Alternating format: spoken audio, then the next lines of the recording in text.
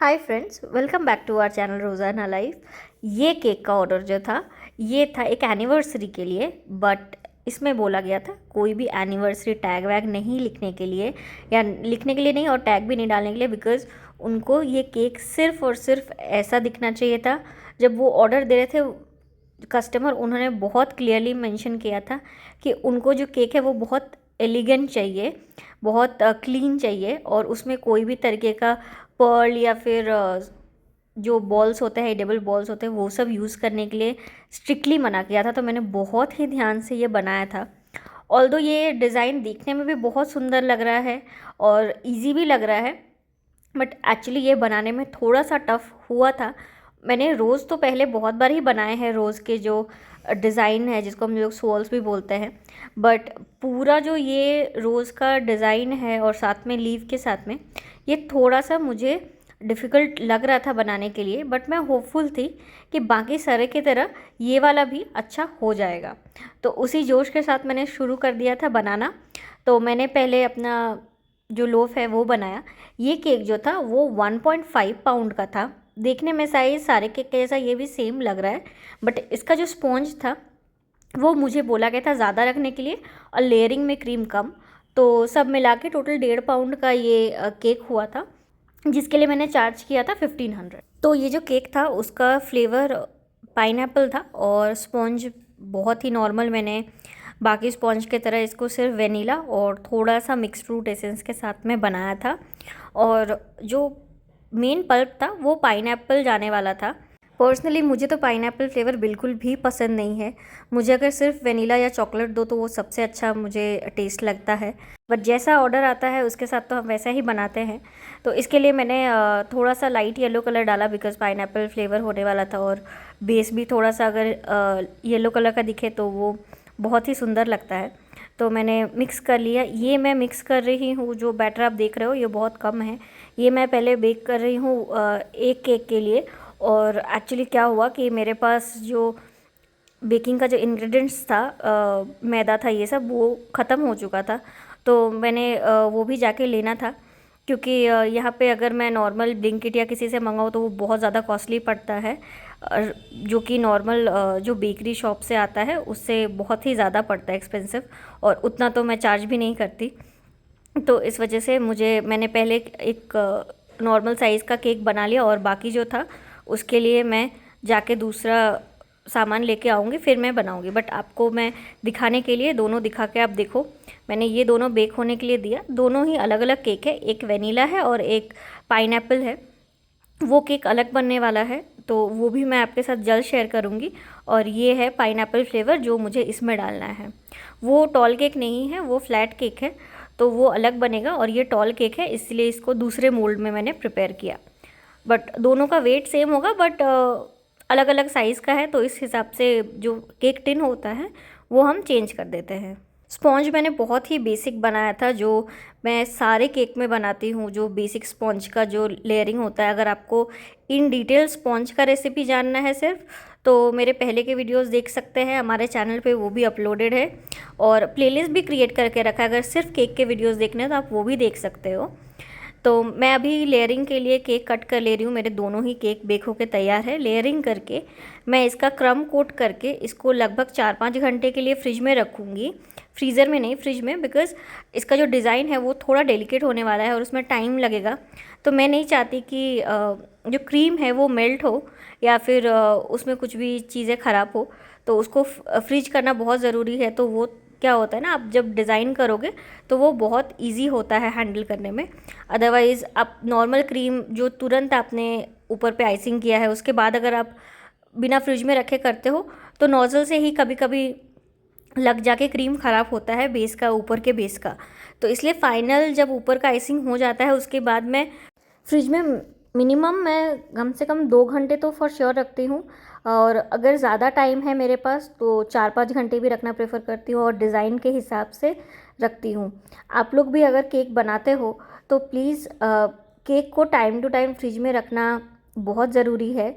एक क्रम कोट करने के बाद, एक फ़ाइनल लेयरिंग डिज़ाइन से पहले, और जब केक एक बार ठंडा होता है तो रूम टेम्परेचर पे। कोई कोई जब बहुत जल्दी में ऑर्डर देते हैं तो वो हम लोग नहीं ले पाते, बिकॉज़ केक को जो सेट होने में टाइम लगता है, सिर्फ बेकिंग होने में तो 45-50 मिनट में वो बेक हो जाता है, बट वो तुरंत डिज़ाइन नहीं हो पाता। तो केक को सफिशिएंट टाइम देना बहुत ज़रूरी है, वो रूम टेम्परेचर में ठंडा होने के लिए भी, और फिर सारे प्रोसेस के बाद में ही एक बार करके फ्रिज में रखना ज़रूरी होता है, ताकि केक का जो फ्लेवर है वो इन्हांस हो, केक अच्छे से सेट हो, डिज़ाइन अच्छे से आए। अदरवाइज़ ये सारी चीज़ें बहुत प्रॉब्लम क्रिएट करती है, स्पेशली गर्मी के टाइम में।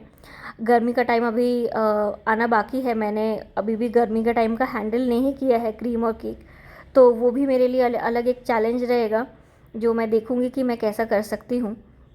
ये केक का तो मैं क्रम कोटिंग करने के बाद इसको रखूँगी फ्रिज में 3-4 घंटे के लिए। उसके बाद फिर मैं इसका निकाल के इसका फाइनल लेयरिंग करूँगी। तो लेयरिंग के लिए मैं बहुत ही लाइट कलर का येलो कलर बनाऊँगी और उसके बाद इसका लेयरिंग करूँगी। बिकॉज़ केक बनाने में बहुत टाइम लगता है, तो मैं प्रेफर करती हूँ कि मैं जो ऑर्डर है वो पहले से लेके रखूँ, और जो लास्ट मिनट ऑर्डर आता है वो मैं ना ही लूँ तो बेटर है। बिकॉज़ लास्ट मोमेंट पे ऑर्डर लेने के बाद आप अगर सही से डिलीवर नहीं कर पाओगे तो वो भी अच्छा नहीं लगता। तो मैं जितने भी ऑर्डर रहते हैं ऑलमोस्ट एक वीक में पहले से लेके रखती हूँ, और जो भी ऑर्डर देते हैं, और उसके बाद अपने टाइम के हिसाब से मैं उसको प्रिपेयर करते रहती हूँ।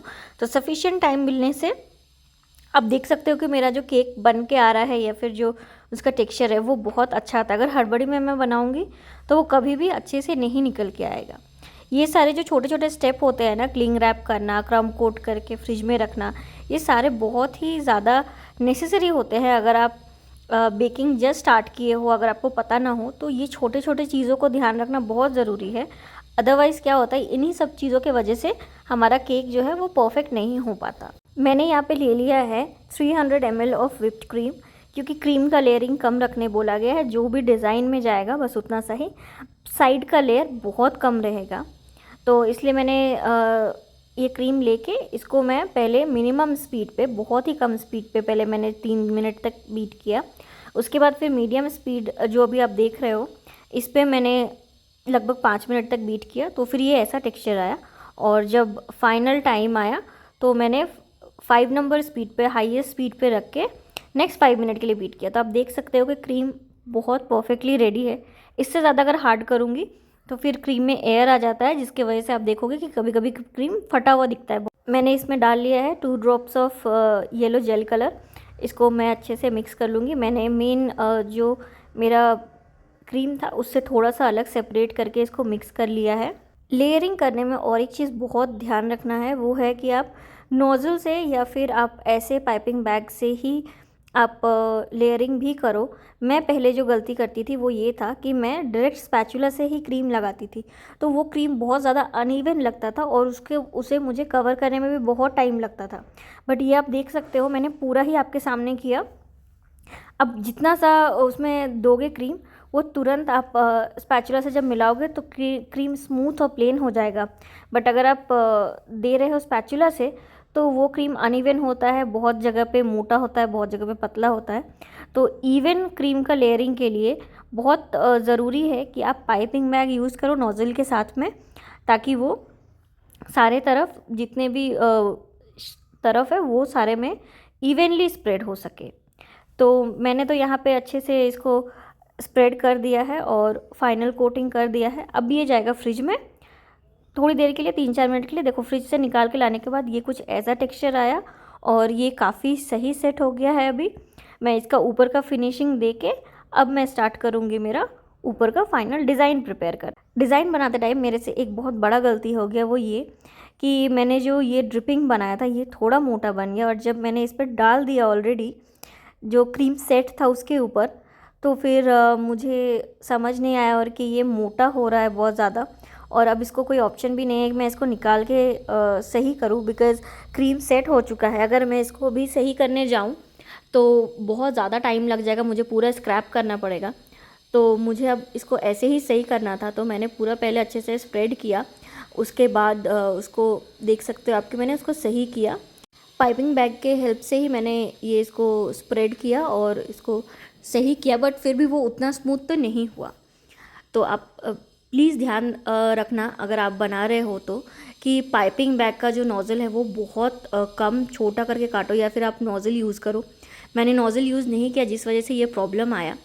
तो मैंने पहले थोड़ा लाइट पिंक कलर से ये बड़े वाले नोज़ल, बड़े वाले जो रोज़ है वो बनाए, और फिर सेम ही शेप का छोटा नोज़ल से मैंने ये छोटे वाले जो रोज़ आप देख रहे हो मैं वो बना रही हूँ। इसमें इस पूरे केक में जो भी डिज़ाइन है सारे सेम नोज़ल से है, बस साइज़ डिफरेंट है।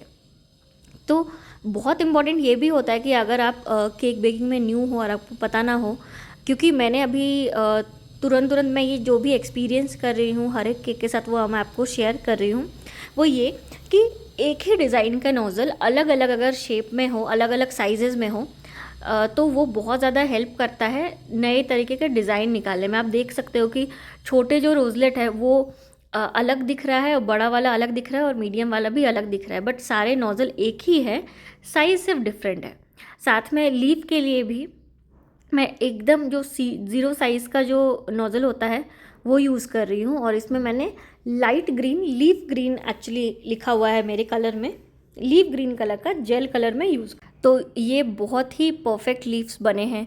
मैं लीफ आई थिंक पहली बार कोई भी डिज़ाइन में यूज़ कर रही हूँ, तो ये भी एक मैं हर एक केक के साथ एक नया चीज़ें एक्सपीरियंस कर पा रही हूँ, जो कि बहुत अच्छा है कि मुझे जो भी ऑर्डर लोग दे रहे हैं वो लोग बहुत ट्रेंडिंग और नया डिज़ाइन का दे रहे हैं।